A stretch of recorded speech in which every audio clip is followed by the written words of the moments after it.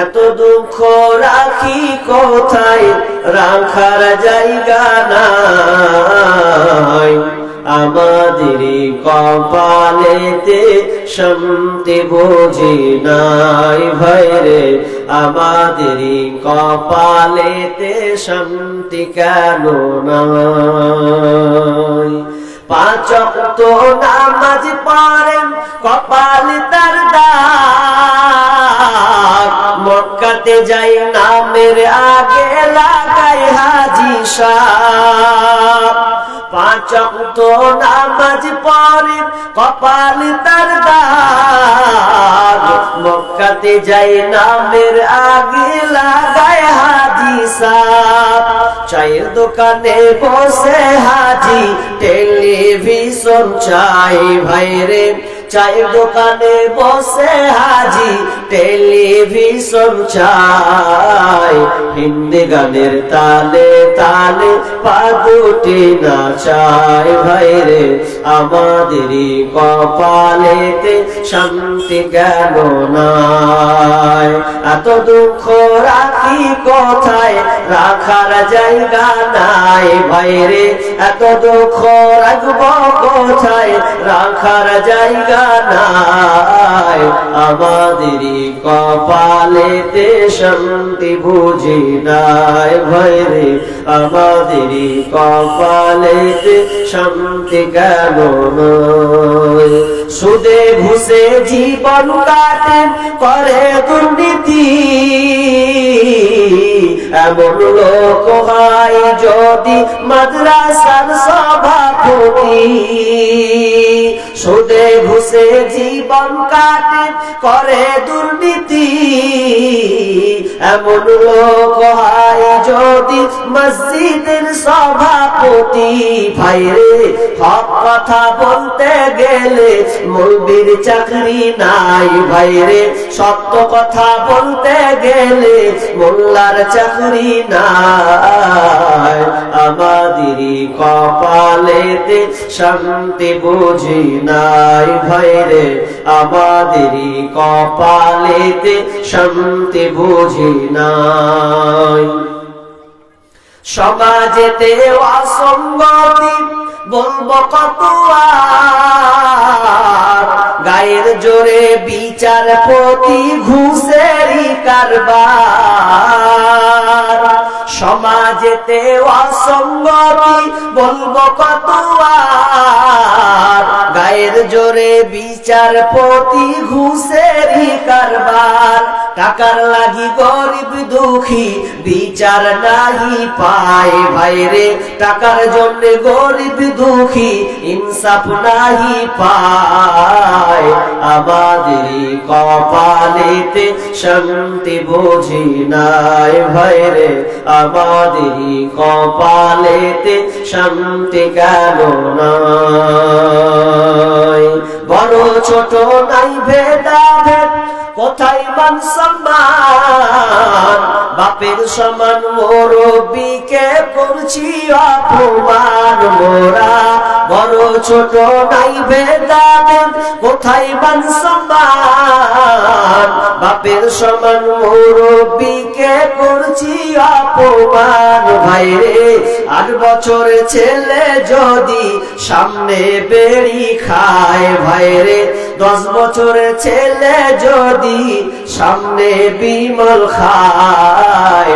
আমাদেরই কপালেতে শান্তি বুঝি নাই ভাইরে, আমাদেরই কপালেতে শান্তি কেন নাই। এত দুঃখ রাখি কোথায়, রাখার জায়গা নাই ভাইরে, এত দুঃখ রাখবো কোথায়, রাখার জায়গা নাই।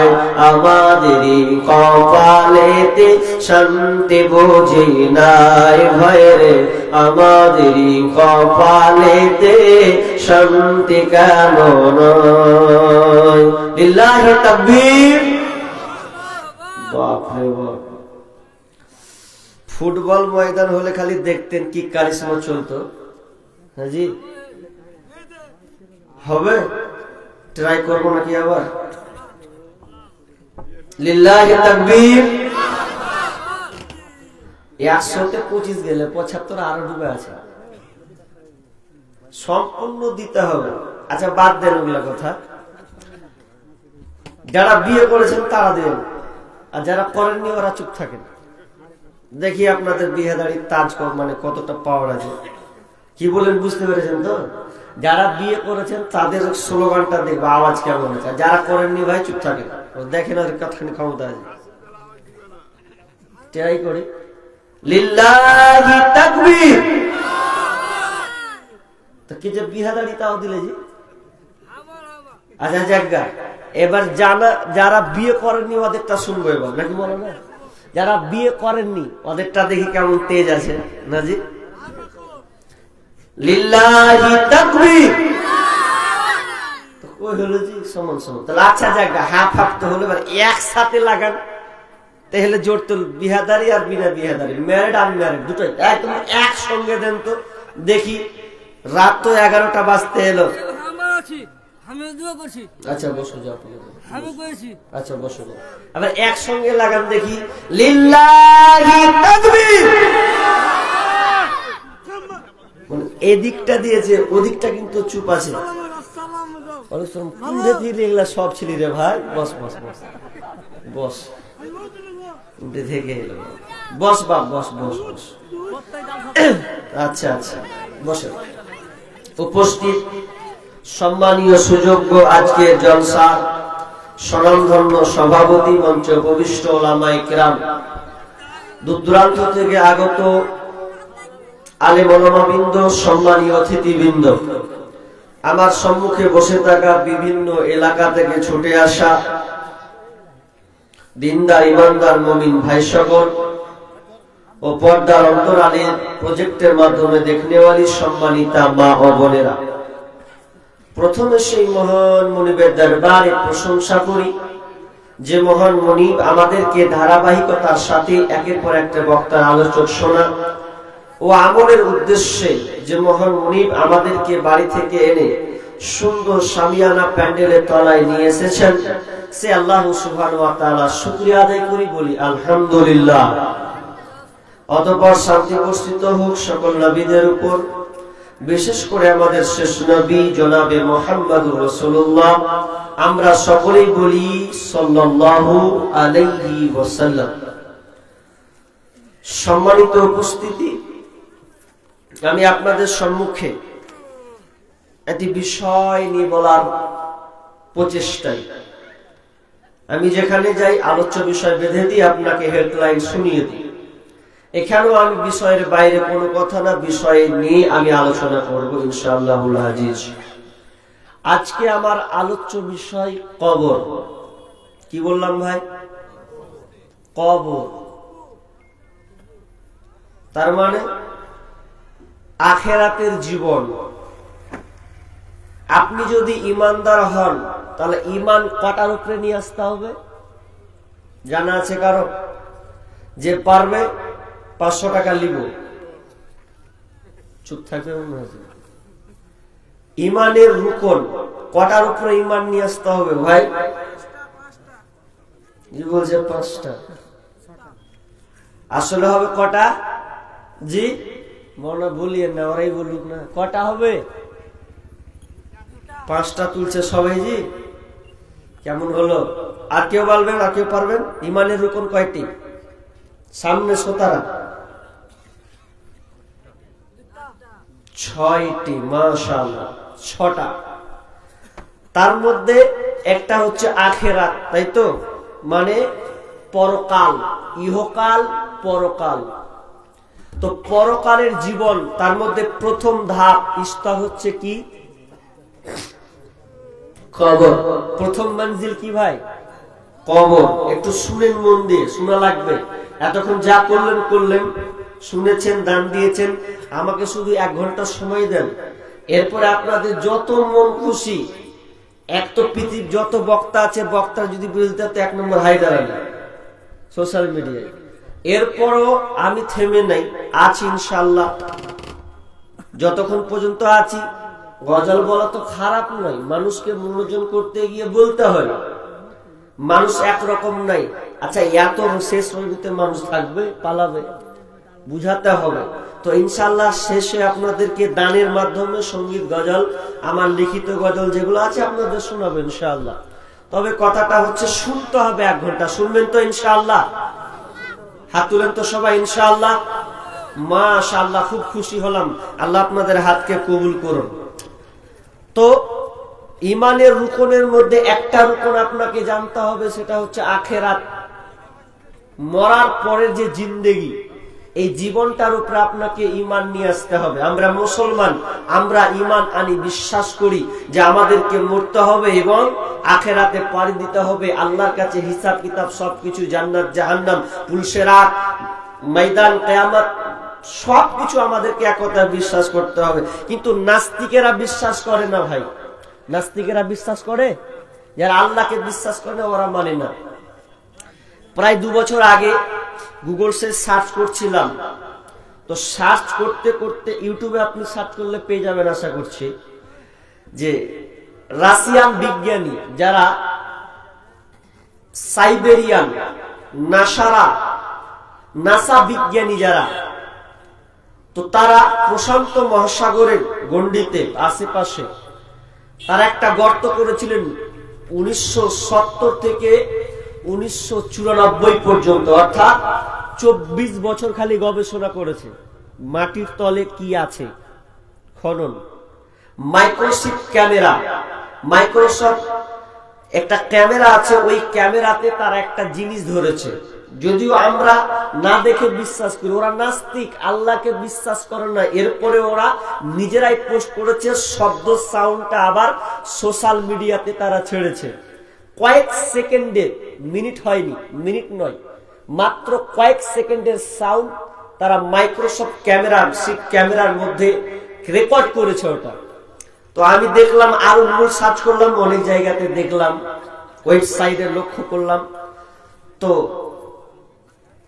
এটা হওয়া না হওয়া এটা আলাদা বিষয়, কিন্তু ওরা আল্লাহকে বিশ্বাস করে না। কিন্তু ওরা বিশ্বাস করছে এটা, যে তারা যখন 14 কিলোমিটার নিচে যখন ভেদ করলো, ভেদ করতে করতে করতে করতে করতে করতে হঠাৎ করে একটা সাউন্ড, একটা শব্দ তারা শুনতে পাচ্ছে।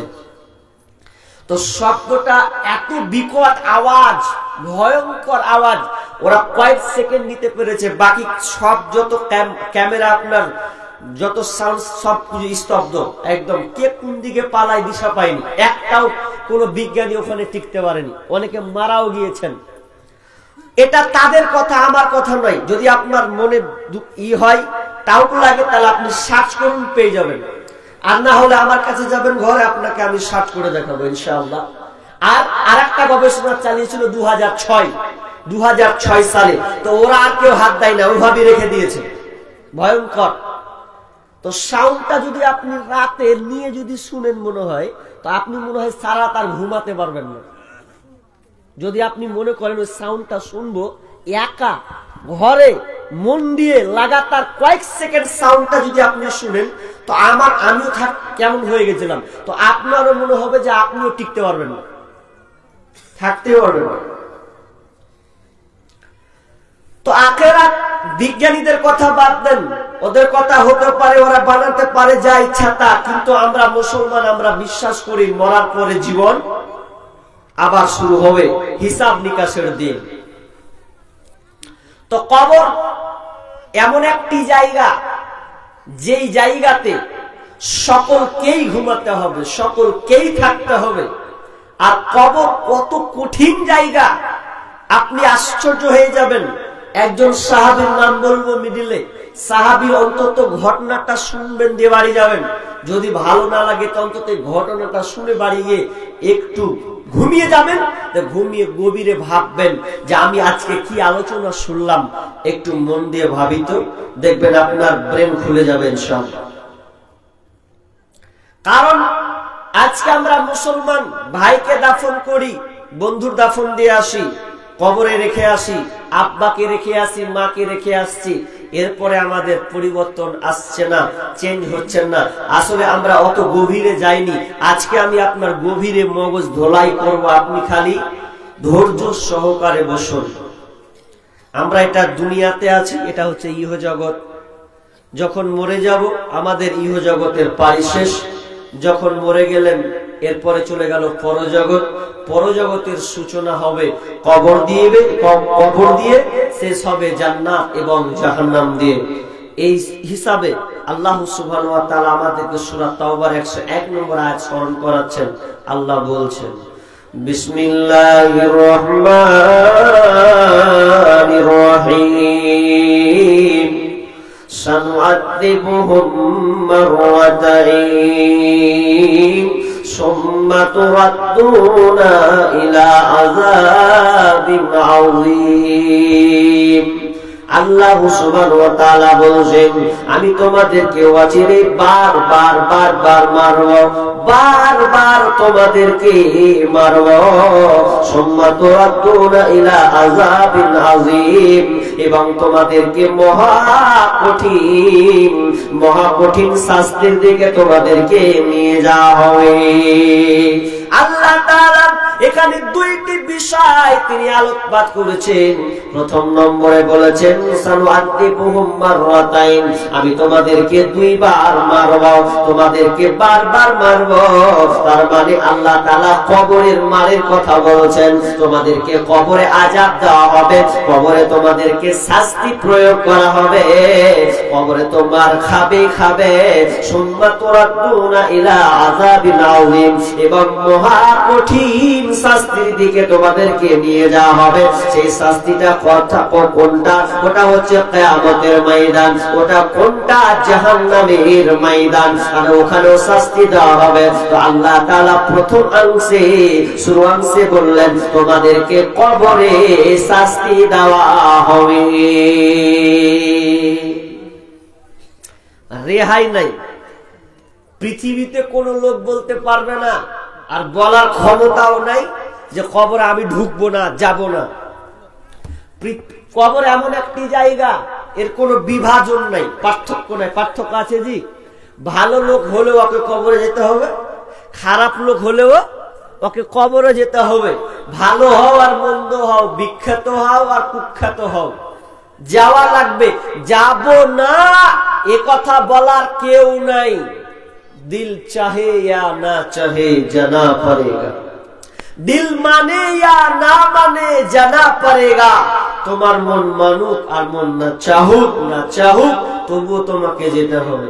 কবরে ভাগ নাই, বিভাজন নাই। আমাদের পূর্বে যতজন মারা গিয়েছে সকলকে কবরে পাড়ি দিতে হয়েছে। এবার একটা প্রশ্ন করতে পারেন, মাওলানা আপনি বললেন সকলকে কবরে ঢুকতে হবে, এটা কেমন করে?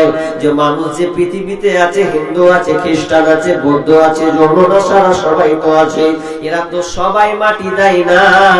হিন্দু যারা আছে ওরা তো পুড়িয়ে দেয়, হিন্দু যারা আছে অনেকে পানিতে ভাসিয়ে দেয়। তো ওদের কবর কিভাবে হলো? ওই জন্য বিশ্বনবী বলছেন এদের দ্বিতীয় নাম দেওয়া হয়েছে বারজাখ। বারজাখ বিশ্বনবীর ভাষা, কবরকে বারজাখ বলা হয়েছে। বারজাখ মানে মৃত্যুর পরের স্থান, মরার পরের স্থানকে বারজাখ বলা হয়। তার মানে একটা লোককে যদি বাঘে খেয়ে নেয় আর বডিটা যদি আপনি না পান, লাশ যদি আপনি খুঁজে না পান, ওটাই তার কবর হয়ে যাবে। যদি কোনো মানুষকে নদীতে ভাসিয়ে দেওয়া হয়, লাশটাকে যদি খুঁজে না পাওয়া যায়, ওটাই তার কবর হবে। যদি কোনো মানুষকে পুড়িয়ে ছারখার করে দেওয়া হয়, ওটাই তার কবর হবে। কারণ বারজাকি জীবন বলা হয়েছে। তার মানে কবর থেকে কেউ রেহাই পাবে না। ভালো করে শুনেন একটু, কবরে সবাইকে থাকতে হবে। আচ্ছা, জান্নাতে কি সবাই যাবে?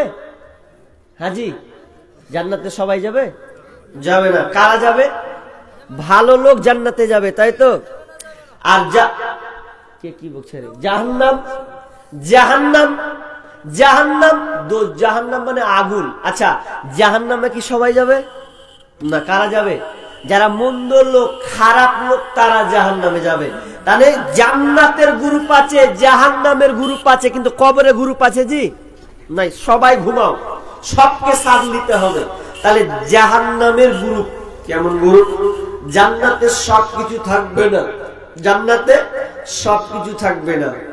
জাহান্নামীরা যখন জাহান্নামে যাবে চিৎকার করবে আল্লাহ,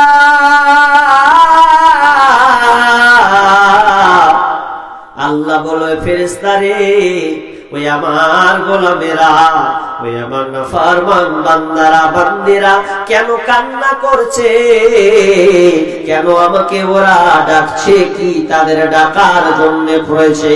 তখন ফেরেশতা বলবে মাবুদ, ওই আপনার নাফরমান বান্দাগুলো আপনার কাছে পানি চাইছে, পানি। জাহান্নামে কোনো পানি তো দূরের কথা, লা ইয়াযুকুনা ফিহা বারদান ওয়ালা সারাবা, সেখানে ঠান্ডা পানি চিকতে দেওয়া হবে না, ঠান্ডা পানি তো দূরের কথা, ইল্লা হামিমা ওয়া গাসসাকা, তাদেরকে রক্ত আর ভুজ পান করতে দেওয়া হবে। যারা জাহান্নামে যাবে আল্লাহ বলবে যা যা, ওদেরকে শারাব নয়, ওদের শারাবটা কোনো ঠান্ডা পানি নয়, কোনো মধু নয়, কোনো আপনার কোনো দুধ নয়, এদেরকে দেওয়া হবে রক্ত আর ভোজ, তারা কোনোদিন খেতে পারবে না। শুধু তাই না, তাফসীরে এসেছে জাহান্নামীরা পানি দেখে বলবে এখন মনে হয় পানি পেলাম। পানি যখন পূর্বে উপর থেকে পানি নামবে তার বুকের মধ্যে বুলেটের মতন গুলি লাগবে, উপর থেকে লাগবে, একটাও টিকতে পারবে না, গরম গরম করে পানি পড়বে, সব রক্ত শরীরটা যেন নবীর মতন গলে যাবে। জাহান্নামীরা জাহান্নামে চিৎকার করবে, এদের কোনো লাভ হবে না। সেমনি ভাবে জান্নাতে সবাই যাবে না, ভালো লোক জান্নাতে যাবে। দুনিয়াতে যারা আল্লাহকে ভয় করে পুরো জীবনকে চালিয়েছে, নবীর তরিকা অনুযায়ী চলেছে, তারা কেবল জান্নাতে যাবে। আর জান্নাতে কিন্তু সব জিনিস পাওয়াও যাবে না। কেমন কথা বলি? সব জান্নাতে সব পাবো না মানে? জি না, জান্নাতে কিছু কিছু জিনিস আছে দুনিয়ার সঙ্গে মিলিয়ে লাভ নেই। যেমন যারা জান্নাতে চলে যাবে, যদি বলেন যে মৌলানা নিন পাড়ার ব্যবস্থা নেই, ঘুমাবো, যে জান্নাতে কিন্তু ঘুমাবার ব্যবস্থা নেই। আচ্ছা, ঘুমটা কখন আসে? জি, ক্লান্তি দূর করার লাগে ঘুম আসে তো নাকি? ক্লান্তি কাজ করলাম, ঘুম আসবে। আর মানুষ যখন ঘুমায় একটা দোয়া বলে কি, আল্লাহুম্মা বিসমিকা আমুতু ওয়া আহইয়া, জানেন তো? আল্লাহুম্মা বিসমিকা আমুতু ওয়া আহইয়া, হে আল্লাহ আমি তোমার নামে মরছি, মানে ঘুমিয়ে গেলাম, এবং তোমার নামে জীবিত হও। তাহলে ঘুমটাকে মরণ বলা হয়েছে। তো জান্নাতে যখন সব চলে যাবে কিনা, তো ঘুম হবে না। আল্লাহ রাসূল জান্নাতের বর্ণনা দিয়েছেন, এই জান্নাত, এই জান্নাত, এই থাকবে, এই থাকবে, সেই থাকবে। একটা সাহাবী, অনেক দেখবেন মুসল্লি আছে মসজিদের জুমার নামাজ পড়তে গিয়ে খালি কি যে খুতবা দিচ্ছে শুনে না, খালি ঢুলছেন করে, তার মানে আধগান।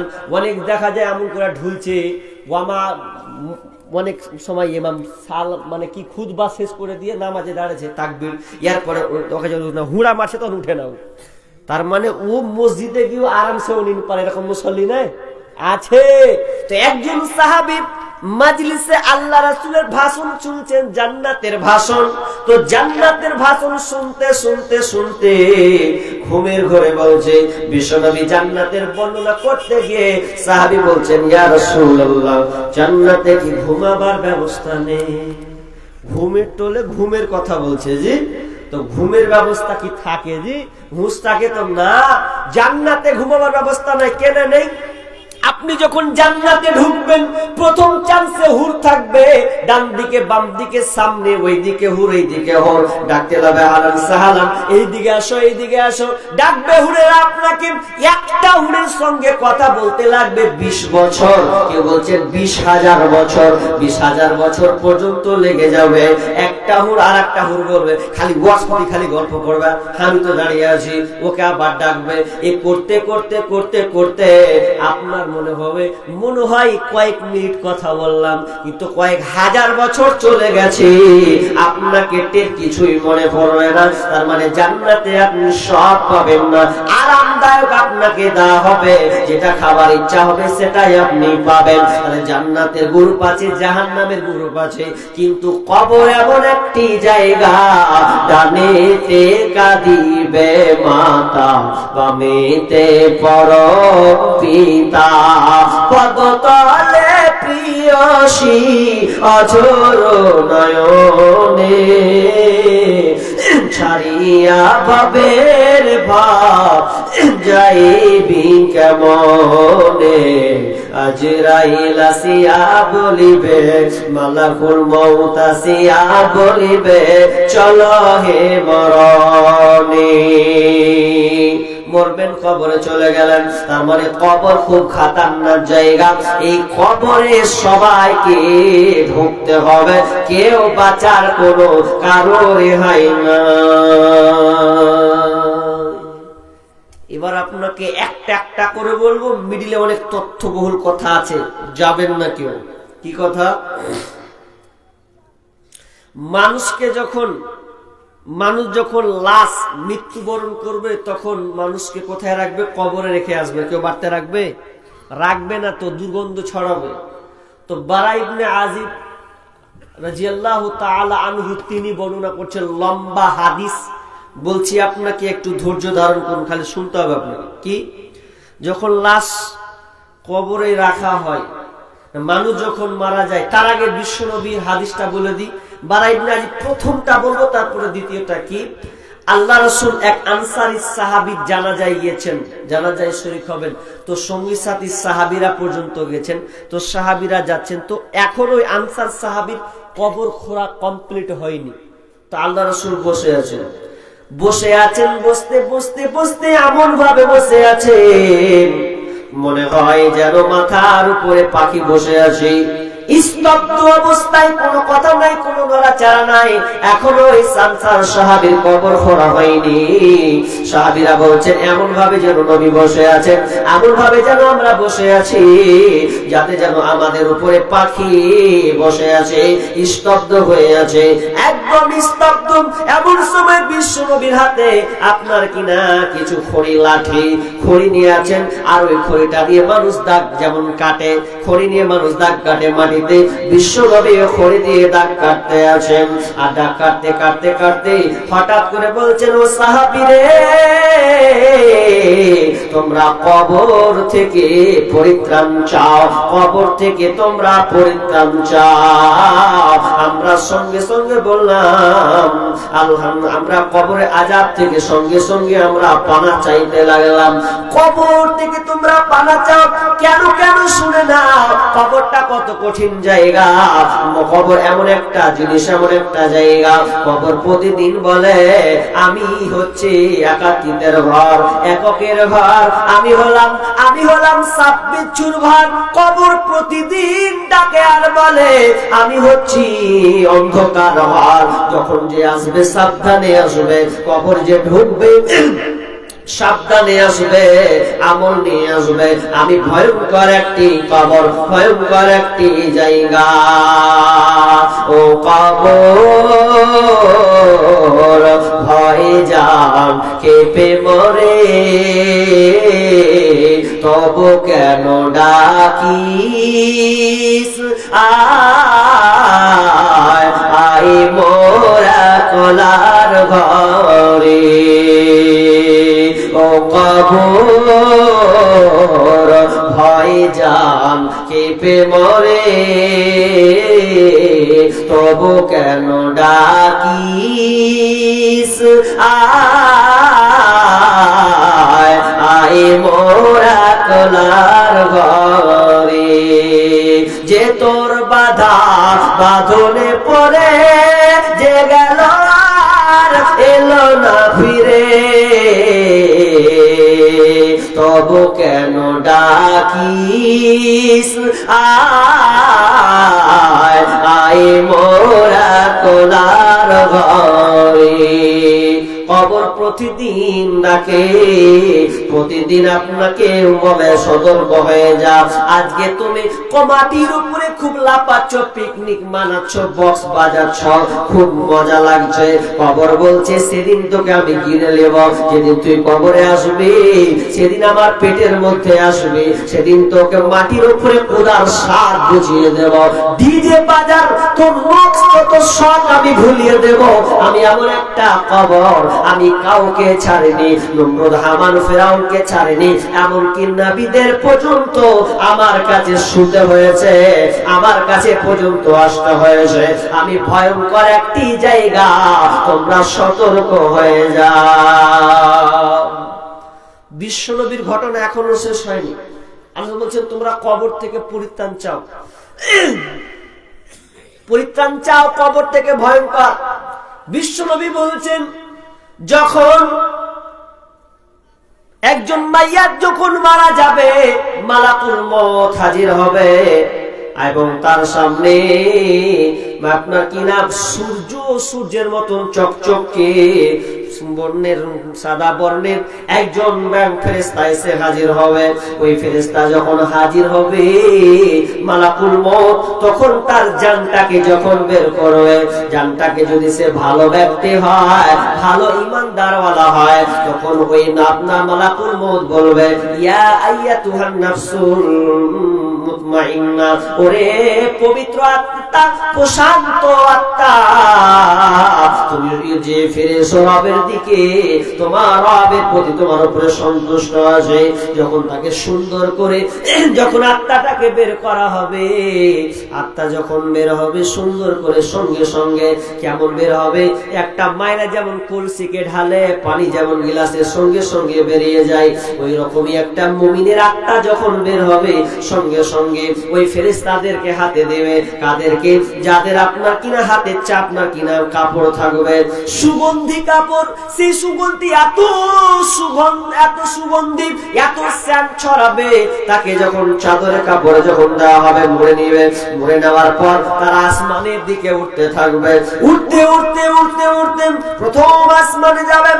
আর ফেরেশতারা বলবেন এটা কার আত্মা, এটা কার আত্মা? তখন বলবে ফুলান ইবনে ফুলান, উমুকের বেটা, উমুকের। এই লাস্ট আত্মা, সুন্দর আত্মা, এত সুন্দর আত্মা কার? আসমানের দরজা খুলে দাও। তার জন্য আসমানের দরজাকে খুলে দেওয়া হবে। 1 আসমান, 2 আসমান, 7 আসমান পর্যন্ত যখন আত্মাটাকে নিয়ে যাওয়া হবে, তখন আল্লাহ বলবেন কাল্লা ইন্নাল কিতাবা আবরারি লাফি ইল্লিন, এই আত্মা, এই বান্দার আত্মাটা তোমরা ইল্লিনে লিখে দাও। এবং কি আল্লাহ বলবেন মিনহা খলাকনাকুম ওয়া ফিহা নুঈদুকুম ওয়া মিনহা নুখরিজুকুম তারাতান উখরা। এবং আল্লাহ বলবেন আমি ওকে মাটি থেকে তৈরি করেছি, ওকে মাটি থেকে আবার মাটি যেতে হবে, আবার মাটি থেকে পুনরুত্থান তাকে করানো হবে, আবার তাকে বের করা হবে। অতএব যেখানকার জায়গা লাশকে তোমরা সেখানে সুন্দরভাবে রেখে আসো। আবার মাটি দিবে। আর যদি খবিস আত্মা হয়, খবিস আত্মা, চা দিয়েছে, যদি খবিস আত্মা হয়, বেঈমান হয়, দেশের নম্বর বেঈমান, যার নাম কোনো সুনাম ছিল না, যাকে মানুষ ভালোবাসতো না, ডাকাত, মাস্তান, এত বেঈমানের বাচ্চা বেঈমান। আমরা যদি ওকে বলি বেঈমান, বেঈমান তো হয়তো আমাকে মেরে দিত, কিন্তু সেই দিনকে বলা হবে ইয়া আইয়ুহান নাফসুল মুতমাইন, ইয়া আইয়াতুহান নাফসুল খাবিসা, এই খবিস আত্মা বের হ, ওরে মন্দ আত্মা বের হ, খবিস জান বের হ।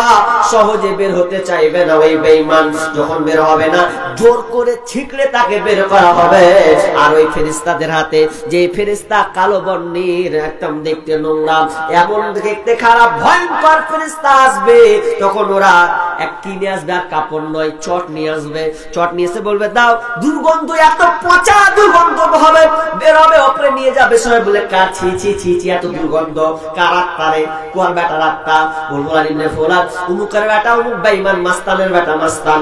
ও লাশ বন্ধ করছে, বলছে উপরে যখন উঠতে থাকবে উঠতে উঠতে যখন বলা হবে আসমানের দরজা খুলে দাও, তারা বলবে না না।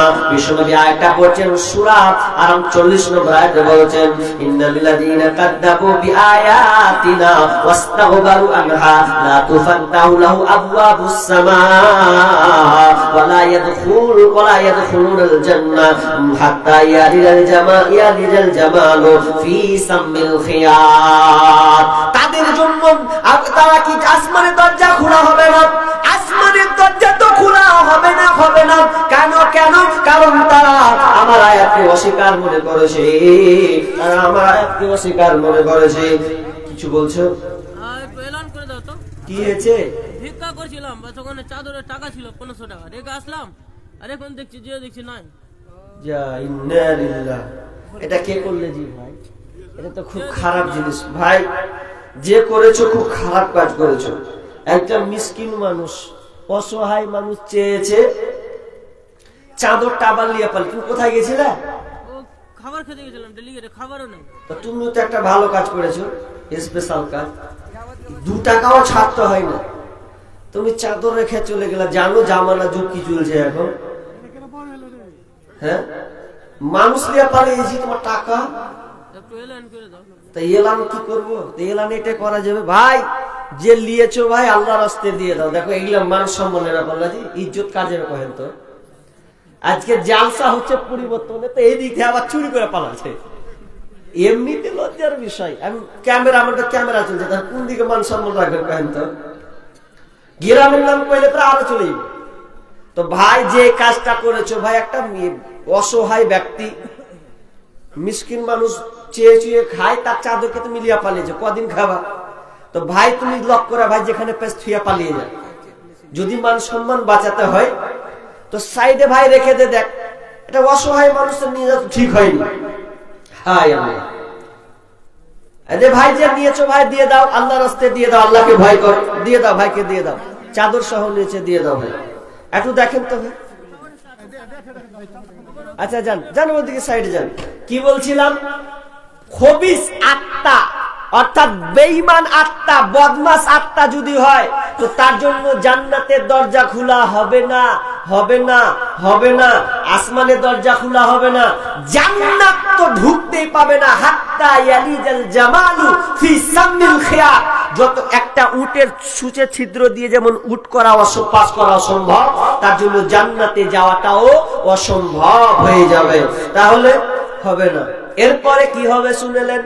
বারা ইবনে আজিব রাদিয়াল্লাহু তাআলা বলেন, শুধু তাই নয়, যখন তাকে ছেড়ে দেওয়া হবে জমিনের উপরে, ভালো লোক যে প্রথমে তাকে ঘুমিয়ে দেওয়া হলো, ওই লোকটাকে আবার উঠানো হবে।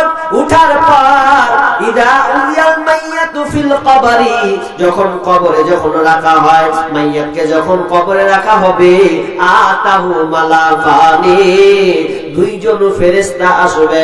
কবরে এসে বলবে, ফায়াকুলানি, তারা বলবে, মান রাব্বুকা মা দীনুকা ওয়া মান নাবিয়ুকা। 3খানা প্রশ্ন করা হবে। মান রাব্বুকা মা দীনুকা ওয়া মান নাবিয়ুকা। যারা ভালো ব্যক্তি হবে তারা সঙ্গে সঙ্গে 3খানা প্রশ্ন দেবে, উত্তর দেবে। যখন বলা হবে মান রাব্বুকা, তোমার রব কে, সঙ্গে সঙ্গে বলবে রব্বি আল্লাহ, আমার রব হচ্ছেন আল্লাহ। মা দীনুকা, ওহে তোমার দিন কি ছিল? কোন দিনটাকে তুমি প্রাধান্য দিয়েছিলে?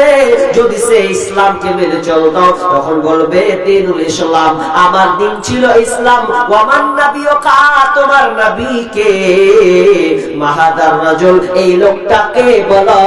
সঙ্গে সঙ্গে বলবে নবী মুহাম্মদুর রাসূলুল্লাহ সাল্লাল্লাহু আলাইহি ওয়াসাল্লাম।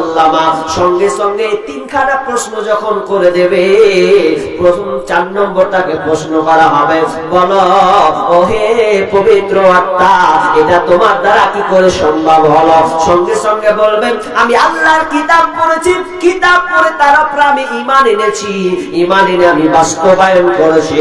তখন বলবে ওই জন্য তুমি ক্ষমা, এই যে প্রশ্নের উত্তর তুমি দিতে পেরেছো, ঘুমিয়ে যাও।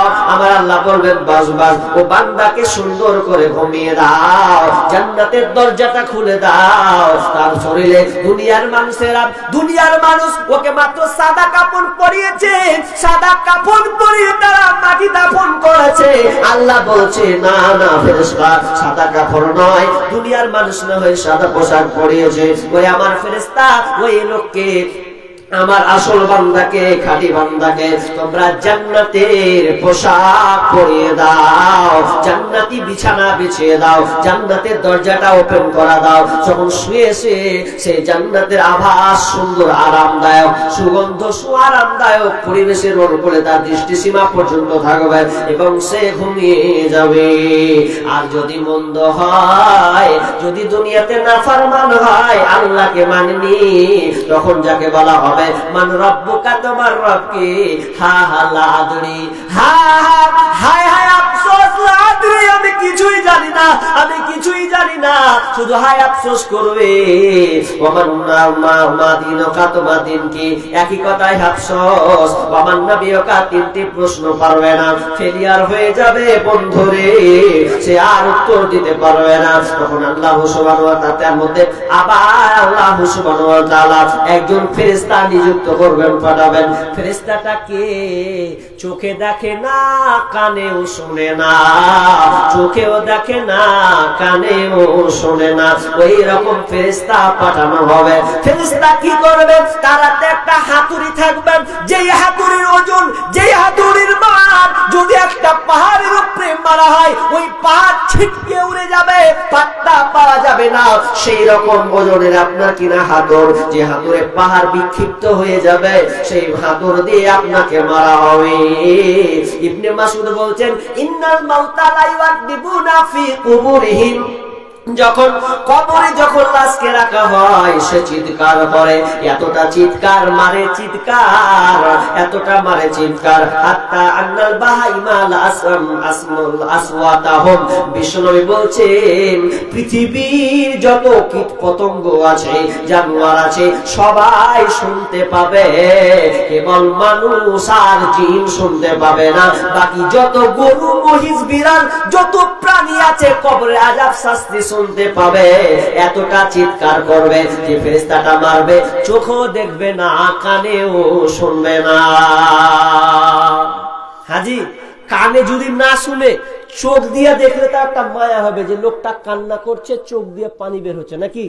কিন্তু এমন ফেরেশতা চোখ দিয়ে দেখতেও পাই না, কানেও শুনতে পাই না, মানে কালা বোবা দুটোই। আর ওই ফেরেশতা মারবে। আর ফেরেশতা মানে জানেন, ফেরেশতা বেটা ছেলেও নয়, বেটি ছেলেও নয়, এমন ফেরেশতা ওকে খিদেও লাগে না। হ্যাঁ জি, একটা প্রশাসন, পুলিশ যদি কোনো আসামিকে ধরে,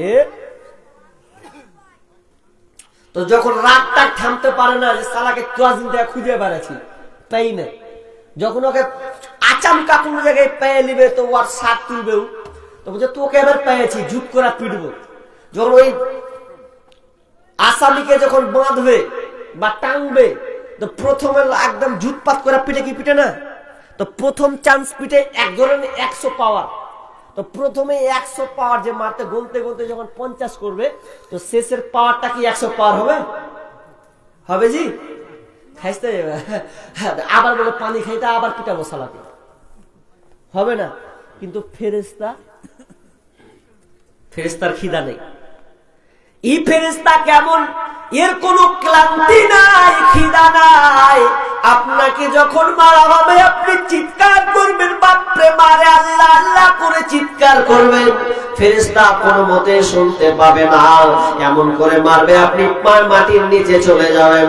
আবার আপনাকে তৈরি করা হবে, আবার আপনার মধ্যে রূহ ঢুকিয়ে দেওয়া হবে, আবার আপনাকে আযাব প্রয়োগ করা হবে, আপনার বাঁচার কোনো কায়দা নাই। কবরে আপনাকে এইভাবে কিয়ামত পর্যন্ত শাস্তি প্রয়োগ করতেও খেতে থাকতে হবে।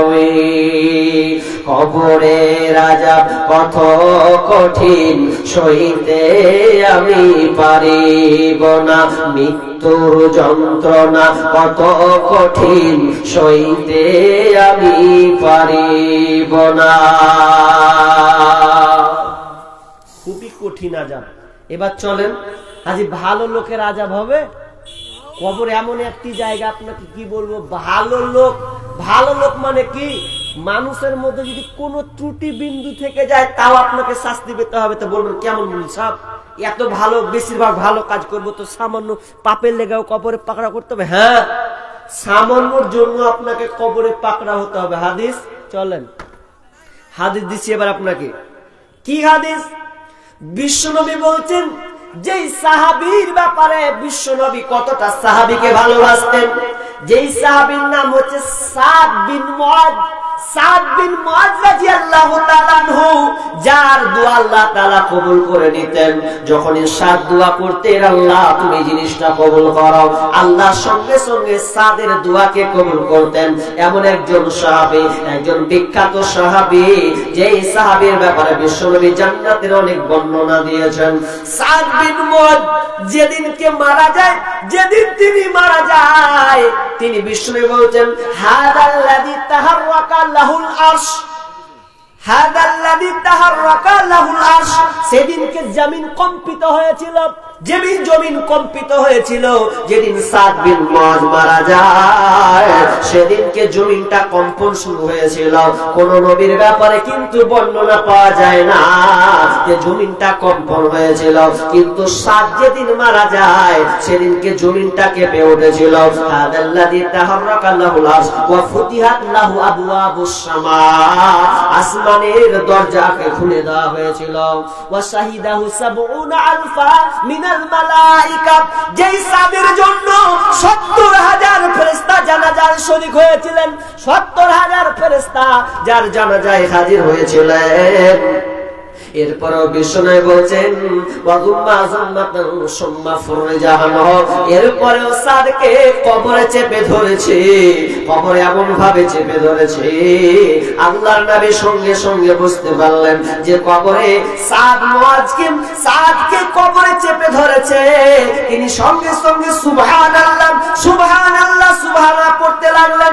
বিশ্বনবীর অভ্যাস, বিশ্বনবী যখন কোন দাফন করতেন বলতেন, ইস্তাগফিরু লিআখিকুম, ভাই তোমরা এই কবরবাসীর জন্য তোমরা দোয়া করো, দোয়া করো, দোয়া করো। কিন্তু আমরা মুসলমান, আমাদের পরিবেশটা পুরো উল্টা হয়ে গেছে।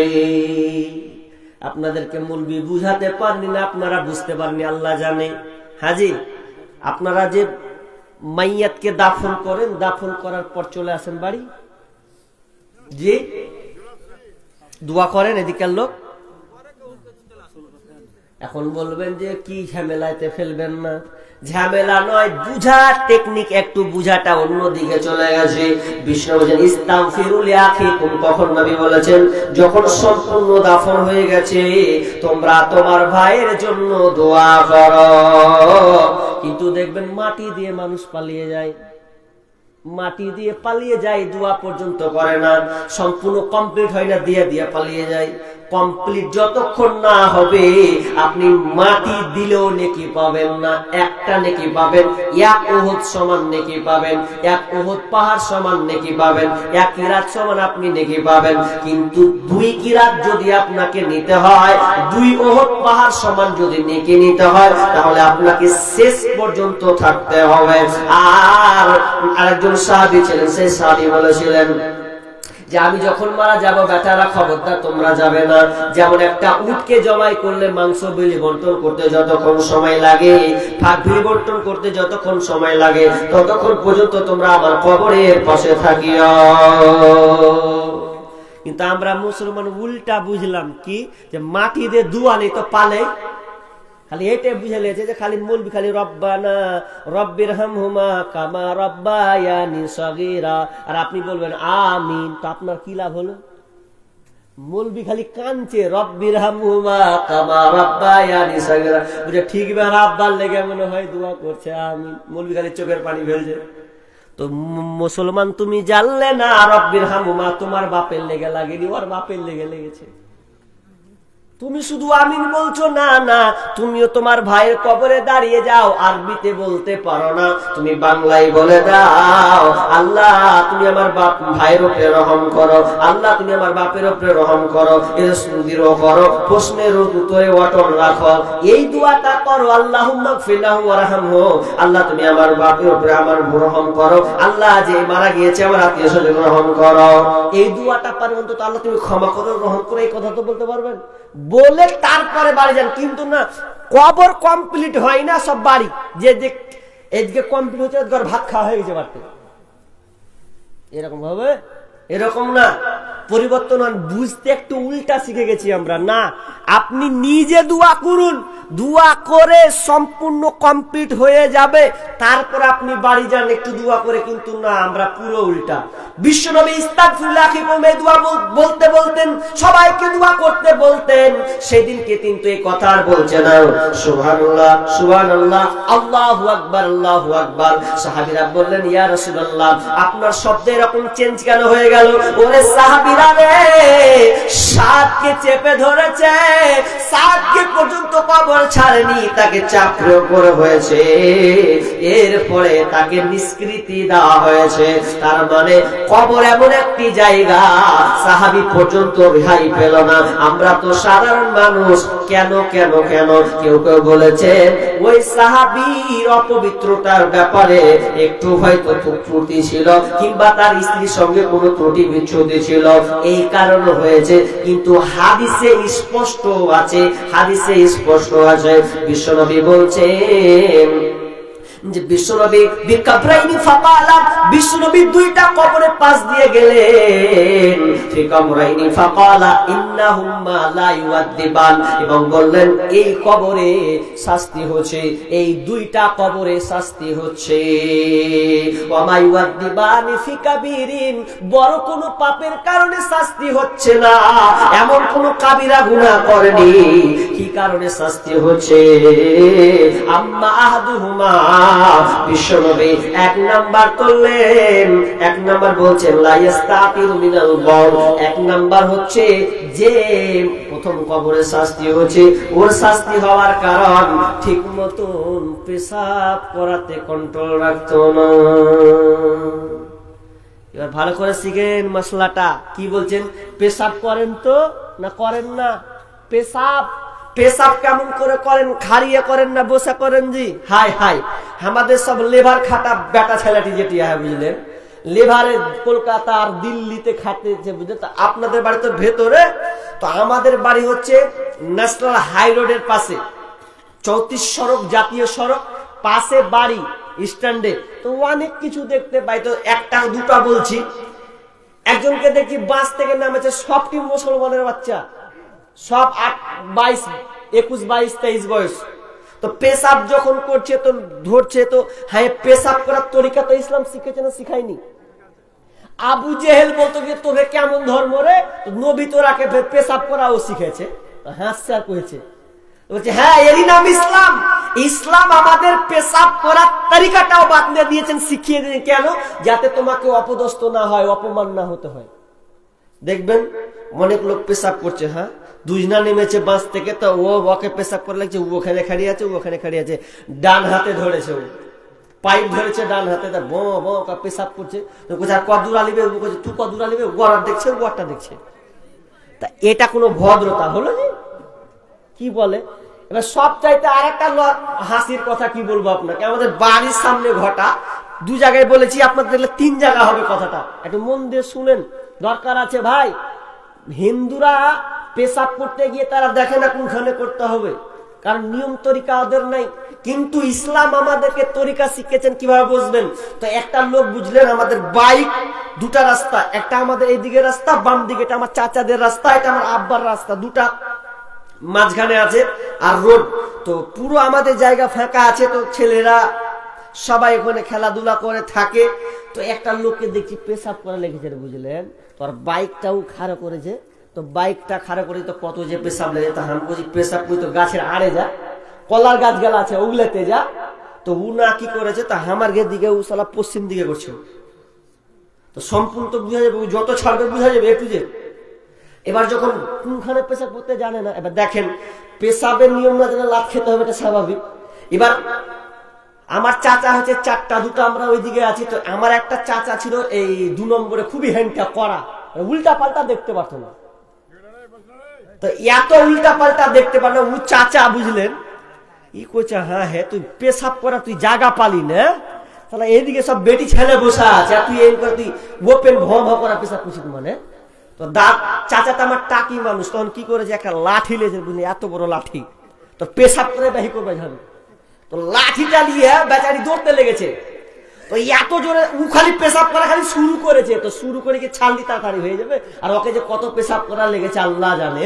দাঁড়িয়ে দাঁড়িয়ে কোথাও লাঠি নিয়ে চাচা বলছে সালার বেটা তুই পেশাব করে জায়গা বসে যাবে, ই করতে করতে মুখের ভাষা খুব খারাপ ছিল, ইয়ে যে তারপরে মেরে দেবো সালাকে, যেমন যেমন মেরে দেবো কয়েছে।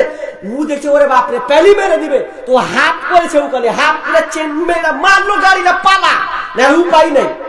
বাকিটা টাইমটা করেছিল, কোনটা করেছিল আল্লাহ ভালো জানে।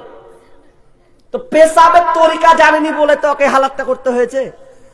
ইসলাম আমাদেরকে পেশাব করার নিয়ম নীতিও বলে দিয়েছেন, কিন্তু আমরা হায় হায় পেশাব করার তরিকা শিখলাম না। দেখেন সামান্য কবরের শাস্তি হচ্ছে একটা কবরে কি, তো পেশাব ঠিক মতন না করার কারণে, তার মানে আপনি দাঁড়িয়ে দাঁড়িয়ে করছেন, ওই ছিটা আপনার কাপড়ে লাগছে, আপনি লক্ষ্য করছেন না।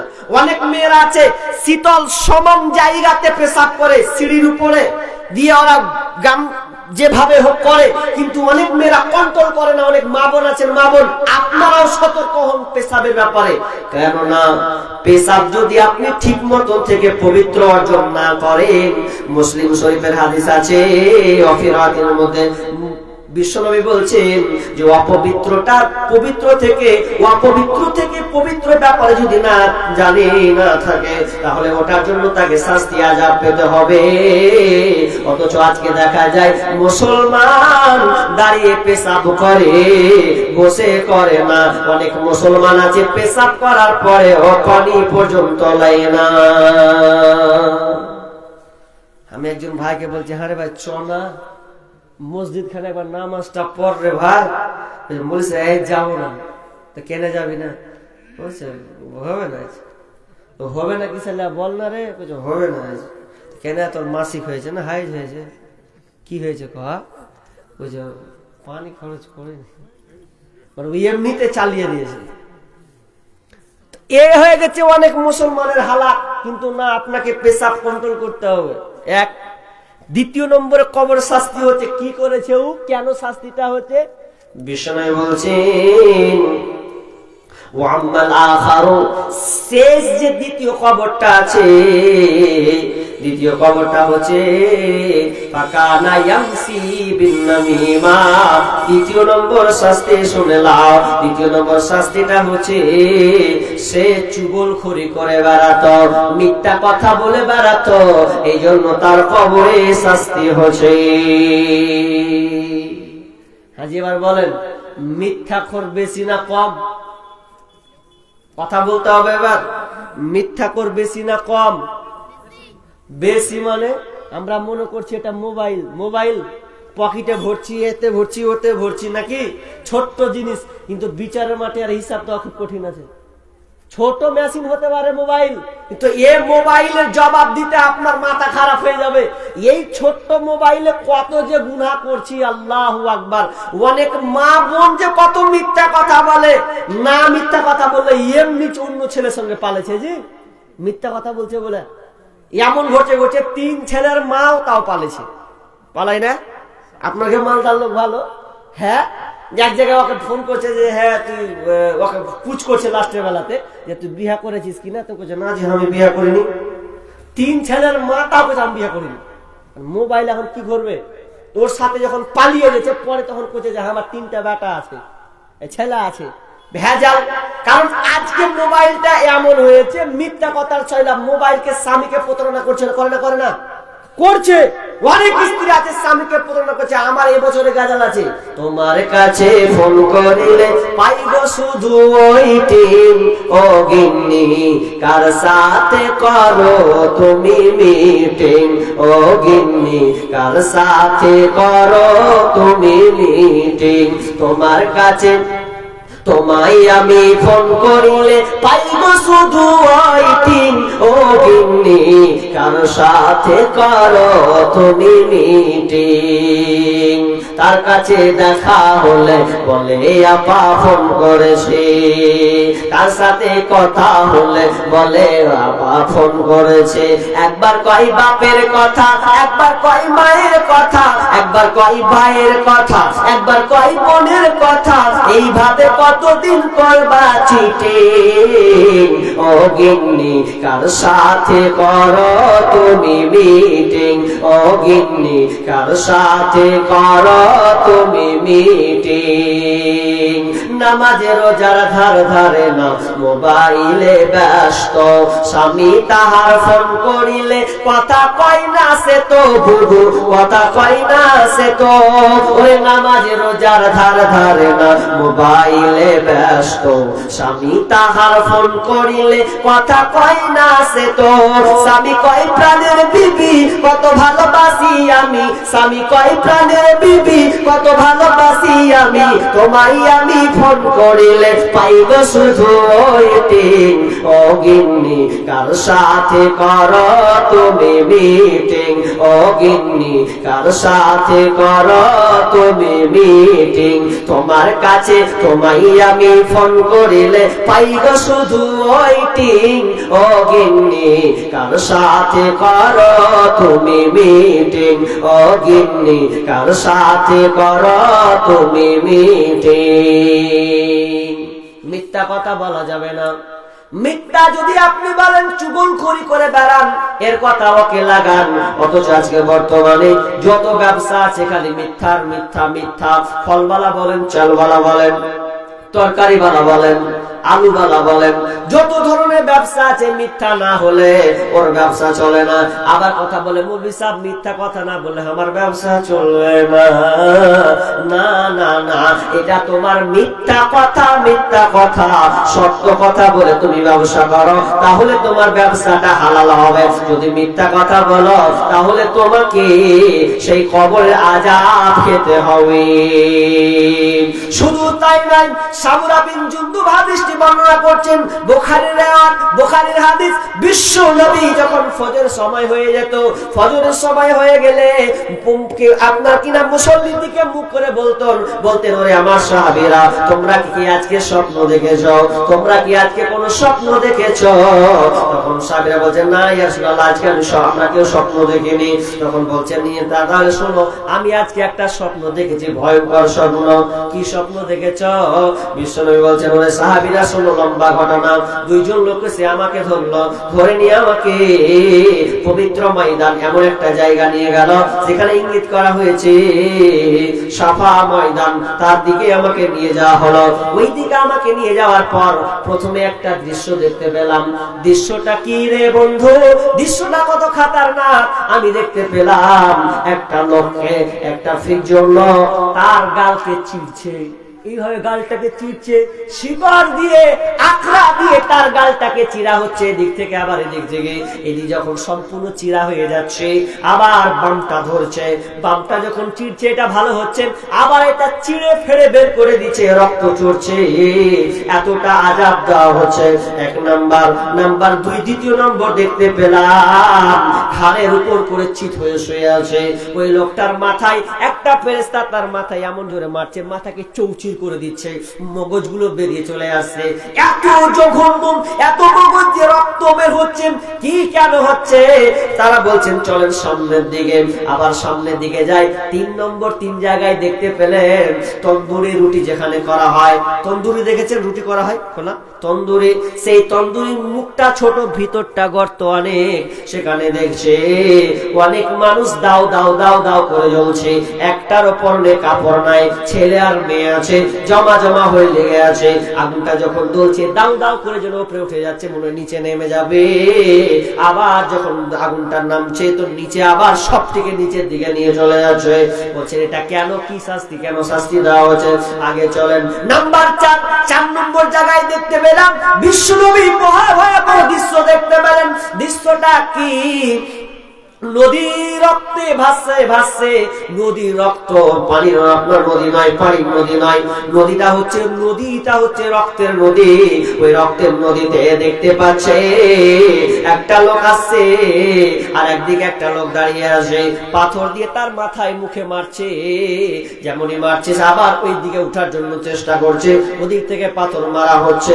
এক কথায় সে উঠতে পারছে না, না নিচে ধরছে, না ডানে ধরছে, না বামে ধরছে। মনে হয় মহাসমুদ্রের মধ্যখানে তাকে ফেলে দেওয়া হয়েছে, কোনো কিনারা আসে পাই না।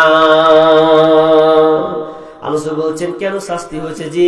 বলছে আরো সামনে চলেন। সামনে গিয়ে তিনি সুন্দর শ্যামল ভালো একটা জায়গা নিয়ে গেলেন।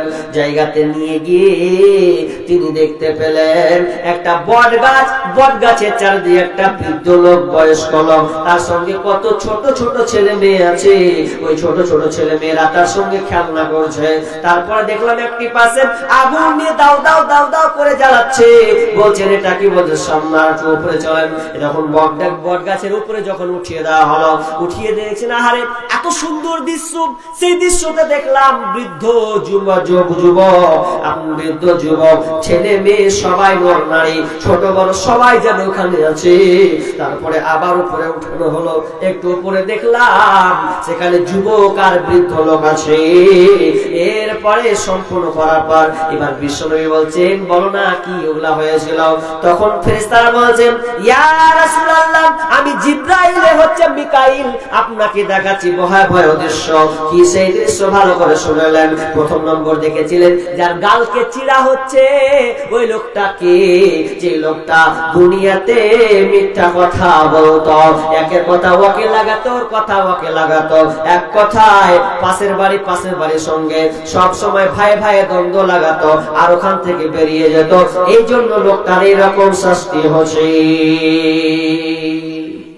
মিথ্যা কথা বলবেন, খুব বাহাদুরি দেখাচ্ছেন। মিথ্যা কথা না বললে আপনার দিন যায় না। মিথ্যা কথা বলবেন, গাল চিড়ার শাস্তি আপনাকে পেতেই হবে। ওটা শাস্তি কোথাকার? ওটা কবরের শাস্তি। ওই শাস্তিটা হবে কবরের শাস্তি। কবরে তাকে এইরকম শাস্তি দেওয়া হবে। একটা হলো গাল চিড়া, দ্বিতীয় লোকটা কে? যে দ্বিতীয় লোকটার মাথাকে মেরে চাউচির করে দেওয়া হচ্ছে। দ্বিতীয় লোকটা বিশ্বনবী বলছেন, বিশ্বনবীকে বলছেন ফেরেশতারা ওই লোকটা কে? যেই লোকটা কোরআন তেলাওয়াত করত, কিন্তু কোরআন জানতো, কিন্তু কোরআন পড়তো না, পড়লেও ঠিক মতন আমল করতো না, কোরআন থেকে সে অনেক দূরে থাকতো। এই জন্য তার এই শাস্তিটা এরকম হচ্ছে। নাম্বার 3 নম্বর ব্যক্তিকে আমি দেখলাম অনেক লোক ছেলে মেয়ে একসঙ্গে উলঙ্গ আবার নাঙ্গা হয়ে তারা জাহান্নামে দাও দাও দাও দাও করে চলে তন্দুরের মতো গর্তের মধ্যে। ওরা কারা? ওরা হচ্ছে যারা দুনিয়াতে জিনা ব্যভিচার করত। মুসলমান আজকে দেখা যায় জিনার শৈলাভ চলছে। জেনা কত খারাপ হয়েছে জানেন? মোবাইল থেকে যদি শুরু করেন, আমি গতবার বলেছিলাম এবিসি নিউজের রিপোর্ট দিয়েছিলাম যে ভারতবর্ষে 5 লাখ শিশুগুলোকে হত্যা করা হয়। এটা এখন আবার বেড়েছে। 5 লাখ শিশুকে হত্যা করা হয়। তো 3টা কারণ তারা বর্ণনা করেছেন। একটা কারণ কি? একটা কারণ বর্ণনা করছেন, সেটা হচ্ছে কি যে সন্তান বেশি নিবে না, মেরে দিচ্ছে, 2টা বেশি নিবে না, যেমন করে হোক মারতে হবে। একটা কারণ বের করেছেন। দ্বিতীয় কারণ কি করেছেন? যে বিয়ের আগে অনেক মা প্রেগনেন্ট, বোন প্রেগনেন্ট হয়ে বসে আছে না? এরকম আপনার এলাকায় নাই, কিন্তু মালদার ডিস্ট্রিক্টে তো আছে, ঘটেছে যে বিয়ে হয়নি তার আগে প্রেগনেন্ট হয়ে বসে আছে, পেটে বাচ্চা। তখন মা তখন কি করবে? কি লাজে কোন কার সঙ্গে পরকিয়া করতে গিয়ে, জেনা করতে গিয়ে ধরা, মানে এর হাল হলো। তো এখন যদি গরিব ঘরের বেটি হয় তো ওর কোনো রাস্তা আছে যে ওকে বলবে যে কাজকে মরগা, মরার বেটি মরগা, তাহলে বিষ খায় লেগা, এই হচ্ছে। আর না হলে বাচ্চাটাকে মেরে দে। আহা, 10 মিনিটের আবেগ মাগো 5 মিনিটের মন, কে তুমি মা দেখতে দিলা না এই পৃথিবীর মুখ, জোর করে আসিনি কত তোর শরীরে আমি পৃথিবীতে নাকি সন্তান হয় মায়ের কাছে দামি। তবে কেন সুখের ভুলে আমায় পেটে নিলা, সুখের শেষে কেটে ছিঁড়ে আমায় ফেলে দিলা। একদিন তুমি আমার কাছে আসবে ঠিকই মাগো, কি বলবে আল্লাহর কাছে জমা করে রাখো। আমি তো বেঁচে গেছি, বেঁচে গেল মান, নইলে লোকে বলতো মরে অবৈধ সন্তান। একটু অবৈধ সুখ পেতে মা আমায় পেটে নিলে, কলঙ্কের ভয়ে তুমি আমায় ছুঁড়ে ফেলে দিলে। তোমার মাও করতো যদি, তোমার মাও করতো যদি তোমার সাথে এমন, বুঝতে মাগো সেদিন তুমি মৃত্যুর যন্ত্রণা কেমন। ওরে মা ওরে বোন তোমাকে বলি শোনো খবরদার, তুমি জেনার নিকট যেও না। আল্লাহ বলছে ওয়ালা তাকরাবুজ জিনা, লা তাকরাবুজ জিনা, খবরদার তোমরা জেনার নিকটবর্তী হবে না। কারণ জিনাটা এমন একটি খারাপ জায়গা, কোন মানুষ যদি জীবন জেনায় একবার চলে যায়, ধোকার লাইনে চলে যায়, তাহলে বাঁচার তার কোনো পথ নাই। অথচ আজকে দেখা যায় মুসলমানের ঘরে ঘরে ঘরে ঘরে ঘরে জেনার সাইলাম চলেছে। আবার অনেকে বাপ মাকে ফাঁকি দিয়ে ছেলে মেয়ে প্রেম করে আবার কোর্ট ম্যারেজ করে চলে আসে। এগুলা সব জেনা, সব জেনা। যতদিন বাপ না রাজি হচ্ছে মেয়ের বিয়েতে, যত অর্থে পোতা লাতি যতই হোক, জীবনে হালাল হবে না। হালাল কোর্ট ম্যারেজ করে আর ফোর্ট ম্যারেজ করেন, উপায় না। বাপ যদি রাজি না হয় আবার নতুন করে বিবাহ করাতে হবে। মা বোন খবরদার জেনা থেকে বাঁচো। মোবাইলে যত ছেলে ছবি আছে ডিলিট করে দাও। ওরাকে তোমরা চিনো না, বেড়ে ছেলেকে চিনো। বেটা ছেলে তোমরাকে ভাবে সালপাত, ভালো করে মনে রাখি। সালপাত বুঝেন জি? সালপাত খেলে সালপাত ফেলে দেয়, রাখবে। মা বোনকে বলবো আপনারা কাঁচা থালার মতন হন, সালপাত হয়েন না। কাঁচা থালা মা বোনেরা কোনদিন ফেলে দেখেছেন? ফেলে মানে একটু যদি উল্টা পাল্টা করতেন কবে যে কিনে খাওগা, কিনে কাঁচা থালা মায়ের বাড়ি থেকে নিয়েছি, তো মাথা খারাপ এরকম বলবেন। আর সাল পাতে খেতে শিখেন। দেখেন আমি আসছি শেষের দিকে, আসছি চলেছি, হ্যাঁ চলে এসেছি শেষের দিকে। তো কি বললাম যে আপনি এই জেনা থেকে বাঁচার চেষ্টা করুন। অনেক মা বোন আছেন পুরুষকে আকৃষ্ট করার জন্য যে ঢং বেঢঙের কাপড় পরছে, আল্লাহ পুরুষকে আকৃষ্ট করছেন। বোন সাবধান হন, নাহলে আপনার এরকম হালাত কবরে শাস্তি হবে। তারপরে কি শাস্তি দেখতে পেলেন? তারপরে দেখছেন যে রক্তের নদীতে মারছে, ওটাকে জানেন? সুদখোর। ওই সুদখোরের শাস্তি ওরকম হতে থাকবে যারা সুদ খাবে দুনিয়াতে, এরকম শাস্তি কবরে একবারে শাস্তি। ওটা নিদর্শন তিনি বর্ণনা করছেন। তারপরে শুনেন, এবার বসেন, শেষের দিকে বলি, আমি আর ব্যাখ্যাটা করছি না। তবে কবর থেকে যদি আপনি বাঁচতে চান, একটা টিপ দিচ্ছি, নিয়ে যান এটা। কবর থেকে যদি আপনি বাঁচতে চান তাহলে একটা টিপ দিচ্ছি, হাদিস থেকে আপনাকে বলছি, ভালো করে শুনুন। আচ্ছা কোরআন কে কে পড়তে পারেন ভাই? হাত তুলেন তো। কটা লোক? মাশাআল্লাহ কয়েকটা লোক তুলেছে। আহা হা, খুবই আফসোস জি। হ্যাঁ জি, আমরা নবীকে না দেখি গা, ভালো করে শিখেন তো। আমরা নবীকে দেখেছি কি? দেখিনি মানেছি। নবীকে না দেখি গা, কিন্তু আপনাকে একটা কথা বলছি, ভালো করে শুনেন।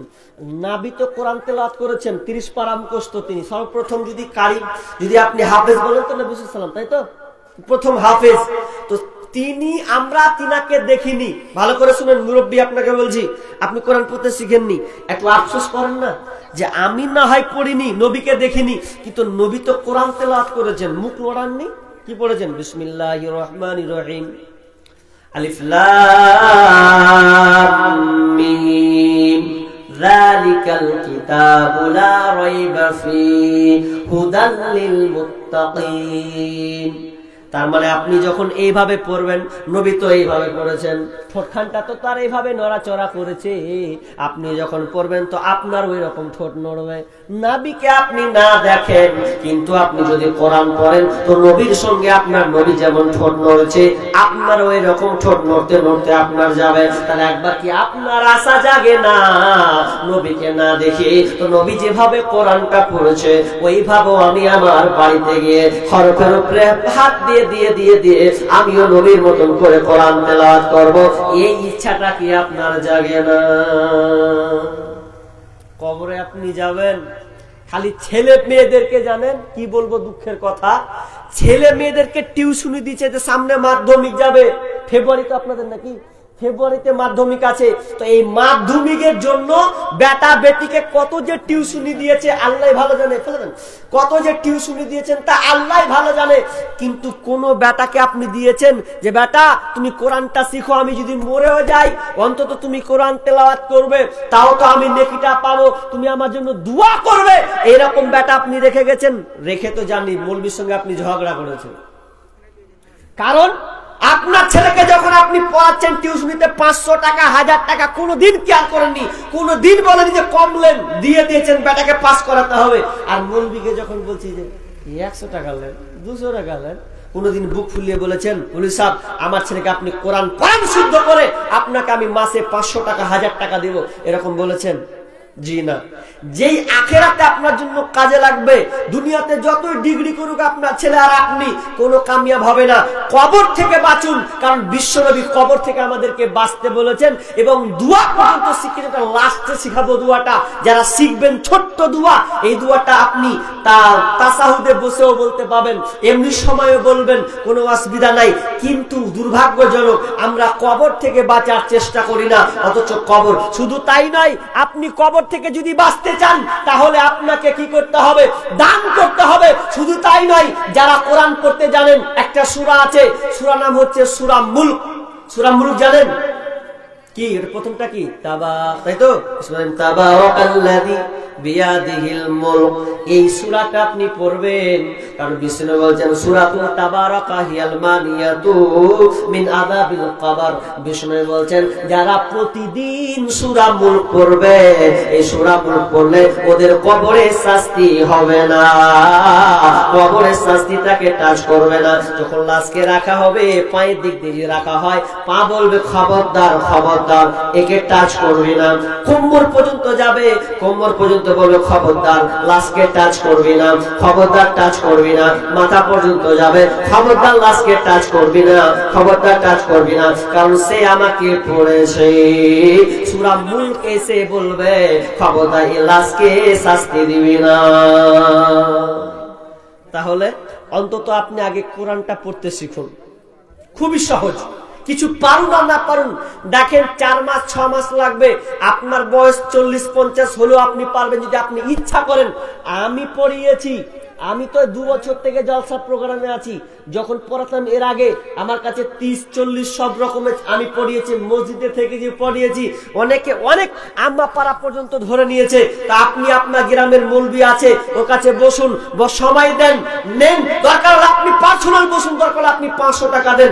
কত টাকা কোন দিকে যায় এই কোরআনটা শেখার জন্য? অন্তত আপনি আপনার ইনকাম থেকে যাক 5000 টাকা গেল নাই, 5000 টাকা গেল, কি আছে? অন্তত কোরআন পড়তে শিখুন আল্লাহর রাস্তে। আর কবরের আযাব থেকে বাঁচতে হলে দান করতে শিখুন। দান কেমন করবেন? দান নিজের হাতে করতে শিখুন ভাই। খবরদার কেউ কারো আপন নয়, এটা মনে রাখবেন, কেউ কারো আপন নয়। কবরে যতক্ষণ রাখতে দেরি ততক্ষণ আপনাকে মনে রাখবে, কবরে শুয়ে যাবেন আপনার কেউ কোনোদিন খবর নেবে না। কতদিন বলেছি বাপজি, আপনি যে টাকা পয়সা সন্তানের জন্য আপনি রেখে যাচ্ছেন, সেই সন্তান যদি কুলাঙ্গার হয়, বেঈমান হয়, বদমাশ হয়, আর ওই টাকা যদি হারামে লাগায়, সমস্ত শাস্তি পাপ আপনার কবরে যাবে। যে যাদের জন্য আপনি ভেবেছেন যে আমার সন্তানের জন্য গাড়ি দিলাম, বাড়ি দিলাম, জমি জায়গা দিলাম, দিয়ে আপনি ছেড়ে চলে গেলেন কবরে, শাস্তি পেতে আপনাকে হতেই হবে। যদি সন্তানকে আপনি নেক সন্তান বানিয়ে যান, তাহলে কবরে শুয়ে শুয়ে ওই আপনার সম্পদ যেগুলো ছেড়ে গেছেন, আর সন্তান যদি ভালো পথে ব্যয় করে, আল্লাহ রাস্তায় দান করে, তাহলে আপনি কবরে শুয়ে শুয়ে নেকি পাবেন। আর যদি আপনি বেঈমান সন্তান নিয়ে যান, রেখে যান, তাহলে আপনার কবরে শাস্তি পেতেই হবে। আর আরেকটা কথা বলে রাখি বাপজি, আপনাকে বলছি, আপনার মাল ততক্ষণ যতক্ষণ বেঁচে আছেন ততক্ষণ, মরে যাবেন ওগুলো আপনার মাল নয়, ওগুলো হবে ওয়ারিসের মাল। এটা কতদিন বলে আসছি, কিন্তু আমরা বুঝার চেষ্টা করি না, বলি দেখা যাবে, পরে দেখা যাবে। দেখা যাবে? আপনি এখানে কটা লোক বৃদ্ধ লোক আছেন, বয়স্ক লোক আছেন, বলেন তো আপনার চোখের সামনে আপনার ছেলে আপনার জন্য বেঁচে আছেন, কোন আপনার সন্তান 5,000 10,000 টাকা দান করেছে, 2,000 টাকা, যে আব্বা বেঁচে আছে, আল্লাহ আব্বা দেখুক আমি এখন 2,000 টাকা দিলাম, এরকম কটা সন্তান আছে দেখাতে পারবেন? মরে গেলে একটু অনুসরণ করে দেয়, কিন্তু আপনার মন কি বলে যে আমার বেটা এখনো আছে, আমার চোখের সামনে 2,000 টাকা আল্লাহর রাস্তায় দেবে, এরকম দীর্ঘ বিশ্বাস আছে না? বিশ্বাস, আপনি যে ভাতটা খান ওটা গেলে ভাগ হয়, কোন বেটা কখন খিলাবে? ও বলছে তুই একদিন। বাপের খাবার ছেলেরা পালি সিস্টেম করে, কেমন মৌলবীদের পালি, মৌলবীদের সিস্টেম করে খাওয়াই, তো আপনি টাকা দান করবে আপনার জন্য দূরের কথা। শুধু তাই নাই, ছোটবেলায় টানাটানি করেছে, বড়বেলায় বলে তুইলে। কত দেখলাম যে বাপ মরছে, লাস্টের বেলা সহি করে লিছে, জাগা নিয়ে মারপিট হয়েছে। আপনাকে কত নজির দিব, মাকে বারান্দায় ফেলেছে, গোয়াল ঘরে রেখেছে, এরকম কতটা আছে। তো আপনি বেঁচে আছেন যতক্ষণ, ওই তো কথা আছে না, থাকতে গরু বাইনা হাল তার দুঃখ সর্বনাশ। আপনি যতক্ষণ মালিক আছেন ততক্ষণ এইদিকে ওদিকে করতে পারবেন, মরে গেলেন মালিকের খতম, খেল খতম। আল্লাহর হস্তে যেটুকু দিয়ে যাবেন সেটুকু আপনার। আর আরেকটা হাদিস বলেছিলাম যে আপনার নিজের মাল হচ্ছে 3টি, মুখস্থ করে বাড়ি যান যদি না শুনে থাকেন। আপনার নিজের মাল কয়টি জানা আছে কি? গনেলেন। আপনার নিজের মাল 3টি। কয়টা বললাম জি? 3টি, কিন্তু 2টা নষ্ট হবে দুনিয়াতে, একটা থাকবে। আপনি যেটা খাবেন ওটা আপনার মাল, এটা হাদিস বলছি আপনাকে। আবু হুরায়রা হাদিস বর্ণনা করছেন কি, যে আপনি যেটা খান ওটা আপনার মাল, যতক্ষণ খাচ্ছেন এটাকে খানা বলা হয়। কিন্তু খানার আবার বিপরীত হয়ে যাবে পায়খানা, থাকবে না, ভ্যানিস, খেলেন নষ্ট হয়ে গেল। যেটা শরীরে পরে আছেন ওটা পোশাক, ওটা পরলেন ওটা আপনার, কিন্তু নতুন হতে হতে একদিন কি হবে জি ভাই? পুরাতন, নতুন থেকে পুরাতন। আর 3 নম্বর আপনার মাল, সেটা হচ্ছেন আপনি আপনার সম্পদ থেকে যেটা আল্লাহ রাস্তায় জমা করেছেন, ওটা হচ্ছে আপনার মাল। বাকি মনে করছেন বাড়ি রেখে গেলাম, টাকা পয়সা গুলো আপনার নয়, ওটা ওয়ারিসের মাল। আপনি বুঝতে পারেননি, আপনাকে বুঝাবো। আমি এদিক হয়ে এসেছি ভালুকা হয়ে, তো ভালুকাতে নেমেছি। ভালুকাতে আপনি টিকিট ধরুন, টিকিট ধরে বলবেন আমি মালদা যাব। মালদা যদি ধরেন তো টিকিট মিনিমাম 40 টাকা, কটা 40-50 টাকা নিবে মালদা গেলে। মালদা যদি যান, আচ্ছা ট্রেনটা যদি কলকাতা পর্যন্ত যায়, কিংবা বর্ধমান পর্যন্ত যায়, কিংবা দিল্লি পর্যন্ত যায়, তা আপনি টিকিটে আপনি বসলেন একটা সিটে বসলেন, তো সিট পেলেন। আচ্ছা বলেন বাবজি, আপনার উত্তর দেন তো, মালদা যখন চলে আসবে তখন সিটটা থেকে আপনি নামবেন কি নামবেন না? নামবেন তো? কথাটা ভালো করে বুঝিয়েন, নামবেন। আচ্ছা নামার পর বলেন তো, সিটটা ফাঁকা থাকবে না অন্য কেউ বসবে? হ্যাঁ, অন্য কেউ বসবে। ঠিক তেমনি ভাবে আপনি যতক্ষণ বেঁচে আছেন ততক্ষণ আপনার মাল। যখনই আপনি মরে যাবেন, বেটারা ভাইরা, বেটা না থাকলে আপনার ভাই আপনার বাপের দিকে চলে যাবে, ওটা আপনার সম্পদ মিলি বন্টন হবে, ভাগ হয়ে যাবে। তার মানে আপনাকে এটা বুঝতে হবে, এটা ওয়ারিসের মাল, এটা আমার মাল নয়। যতক্ষণ বেঁচে আছি ততক্ষণ আনন্দ ফুর্তি করে নিব, এটাই হবে আপনার মাল। কিন্তু আপনি যেদিন মরে যাবেন সেদিন আর আপনার কোনো মাল কাজে আসবে না। এই মাল ধন ছিল তোমার দাদার, সে মরে গিয়ে হয়েছে তোমার বাবার। বাপের মালকে তুমি ওয়ারিস হইলে, কাল ছেলে ওয়ারিস হবে। তুমি মরে গেলে ধন ধন করিও না, ধন অপরজন মরিলে তোমার সাথে যাবে না ধন। ধন ধন অপরজন না রহে কাহার, অপরে তোমার মালে উড়াবে বাহার। আজ তুমি পড়িতেছ রে সমপসন, কালকে পড়িতে হইবে মরণের কাফন। একা অন্ধকারে ছিলে মায়েরই কুদরে, একা ফেরে যেতে হবে ঘোর অন্ধকারে। সেকেন্ডার বাচ্চা মরিবার কালে এই ওসিয়ত করে ওয়ারিস সকলে, মরিলে আমার তর শুনো বারে বার, কাফনের সাথে হাত বেঁধো না আমার। সকলে মিলে ঝুলে খাটলিতে করে, ওই হাত ঝুলাইয়া লইয়া যাইও মরে। এই হাল দেখে মোর যত মাখলুকাত আফসোস করিবে আর কহিবে এবার। সেকেন্ডার বাচ্চা এমনই এক ছিল, সকলে থাকিল আর খালি হাতে গেল। তার মানে আপনি মরে গেলেন, আপনার ধন আর কিন্তু ধন নয়। এই জন্য আমি অনেক জায়গায় বলেছি, ধন সম্পদকে আপনি কাজে লাগান, সন্তানকে আপনি কাজে লাগান, তবে আপনার ধন সম্পদ আপনার কাজে লাগবে। কিন্তু হতভাগা মুসলমান অনেক বাপজিকে বলে পারলাম না। একজন বাংলাদেশের ডাক্তারকে প্রশ্ন করা হয়েছে, ডাক্তার মশাই আপনাকে কোনোদিন 4 চাক্কায় নিজে কিনতে দেখলাম না, অথচ আপনার দিনে লাখ লাখ টাকা ইনকাম, দিনে আপনার 1 লাখ টাকার উপরে ইনকাম, এরপর আপনি 4 চাক্কা নিয়ে আসেন না। পাশে আপনি নার্সিং হোম খুলেছেন, সাংবাদিক প্রশ্ন করছে আপনি নার্সিং হোম খুলেছেন, আপনি তো 4 চাক্কা নিতে পারছেন। তো ডাক্তার বলেন আমার 4 চাকার প্রয়োজন মনে হয় না, আমি বাড়ির পাশ থেকে চলে আসি, এখানে আমার ডিউটি করে, আমার পছন্দ আমার দরকার নাই, আমি নিতে পারি। তখন ডাক্তার বলছে শোনো, আমি যে এই টাকা পয়সা গুলো দেখছো এটা আমার নয়। যে কার? আপনি কেমন কথা বলছেন? আপনার না, এটা আমার নয়। আমার যত ধন সম্পদ এটা হচ্ছে আল্লাহর। আল্লাহ আমাকে ব্যবহার করতে দিয়েছে, আমার যতটুকু দরকার আমি ততটুকু নিয়ে নিয়েছি, বাকি আমার যত ধন সম্পদ আছে এগুলো আমি পৃথিবীর কাউকে দিই না, আমি সব আল্লাহ যে খাদ্য এগুলো আছে সব আমি আল্লাহ রাস্তায় জমা করে দিই, কারণ আমার এটা মাল নয়। বলতে বলতে তিনি একটা উদাহরণ দিলেন, ধরে নাও আমার এই নার্সিং হোমে দেখছেন অনেক লোক আছে, কর্মচারী আছে, নার্সিং হোমে ওষুধ দেয়, এরা আমার প্রতিদিন লাখ লাখ টাকা লারে, টাকা কিন্তু লারে, কিন্তু লারের সময় দেখবে ওরা টাকা লারে ঠিকই বাক্সে ভরে দেয়, কেউ বাড়ি নিয়ে যায় না, লারা কামড়ালে কাস্টমারকে দিলে আবার ঢোকালে এরকম করে। ঠিক তেমনি ভাবে আল্লাহ আমাকে ওইভাবে সম্পদ দিয়েছে, আল্লাহ আমাকে লাতে দিয়েছে, যতটুকু দরকার অতটুকু নিই, বাকি আমি আল্লাহ রাস্তায় জমা করে দিই। ও ডাক্তার বুঝলো যে এটা আমার মাল নয়, বাকিতে আল্লাহর মাল। আসলে আমাদের মাল এগুলো নয়, আল্লাহ আমাদেরকে ব্যবহার করতে দিয়েছে, যতটুকু দরকার ব্যবহার করে নাও, বাকি তোমাকে ছেড়ে যেতে হবে।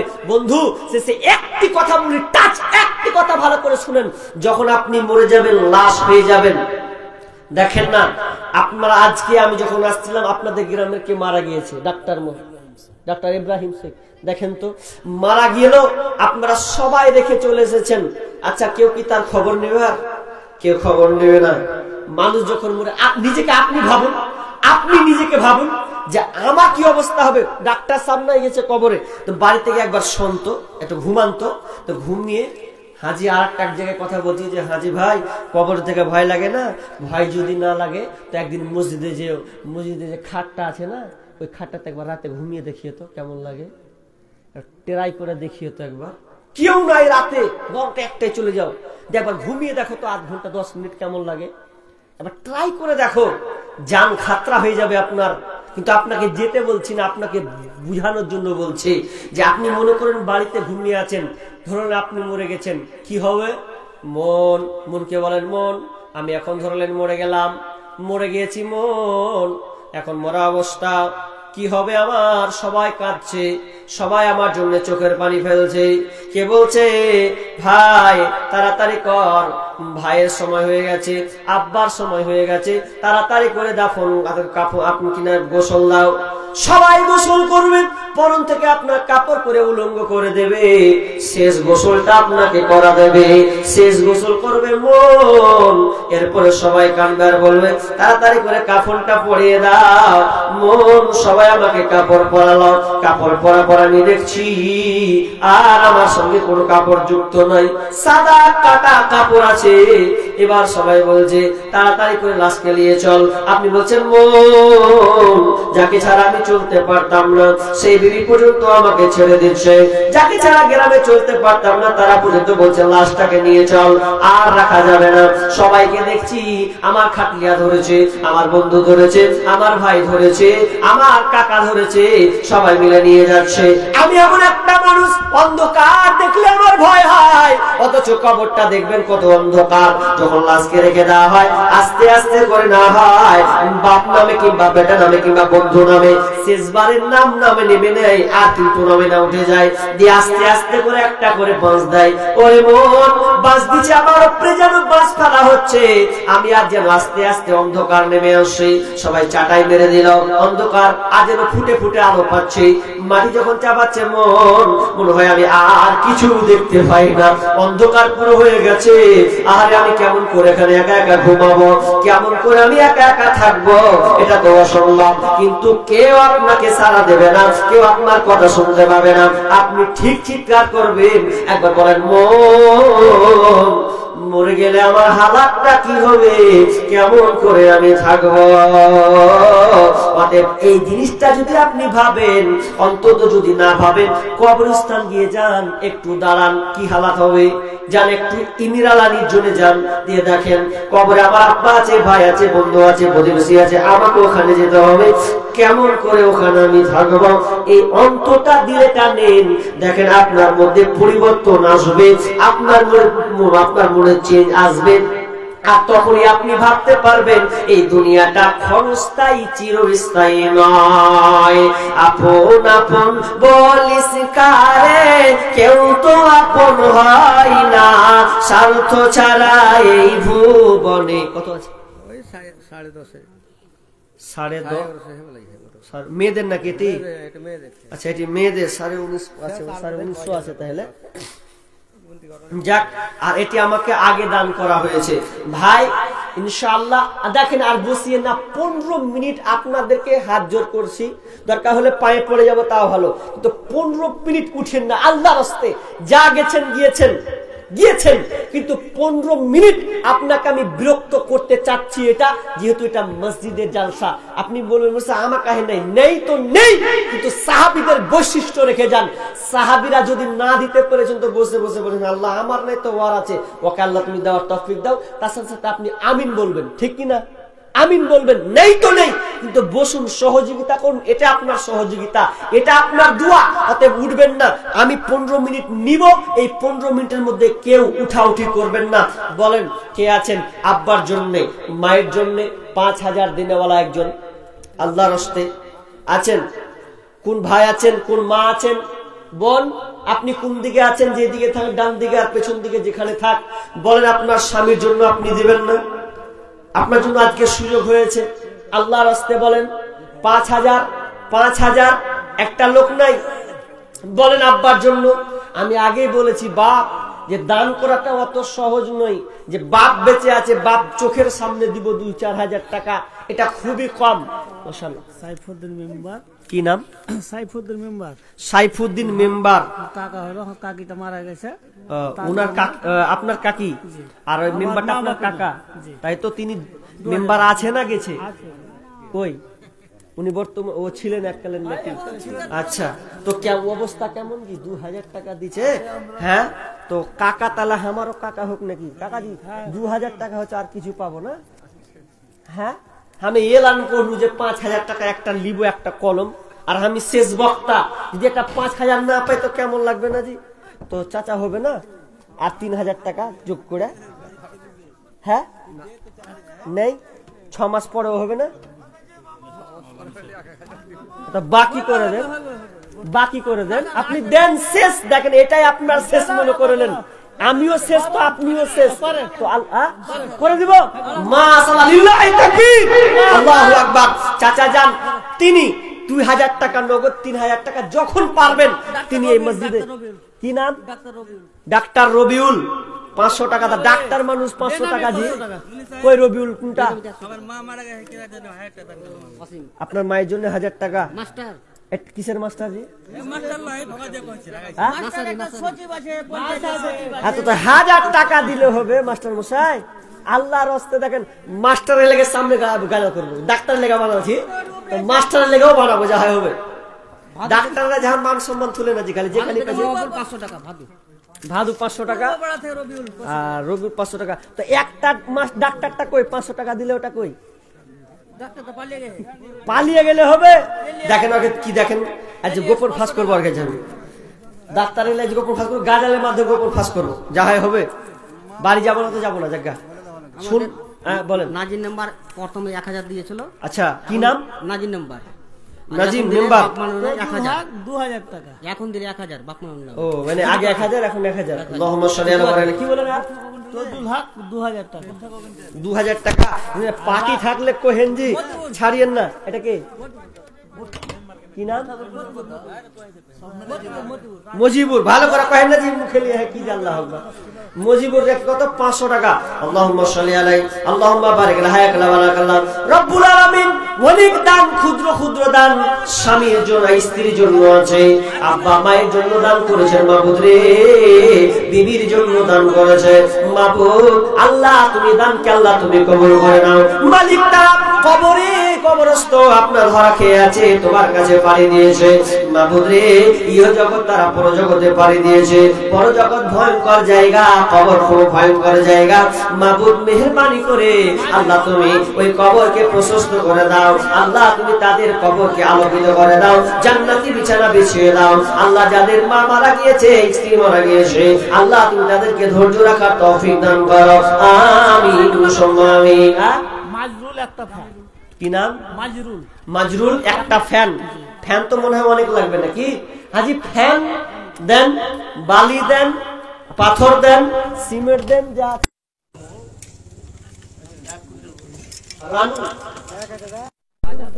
ভালো নাম কি গো?